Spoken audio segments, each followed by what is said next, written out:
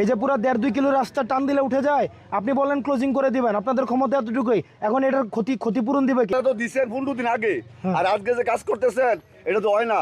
কয় এই তেলটা যে দিচ্ছে এটা তো আমরা গাড়িতে দিতেছি। এগুলো সেটেল হতে একটু সময় লাগে।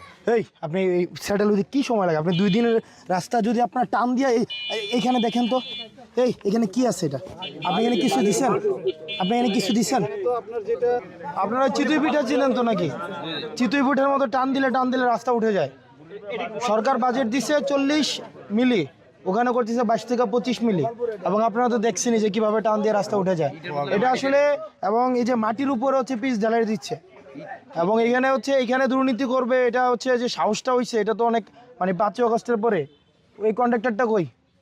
আপনি কই? সিরাজগঞ্জের ওই লোক কই? এই যে ওনারা সরকারি কর্মকর্তা, এখানে রাস্তার এই অবস্থা কেন?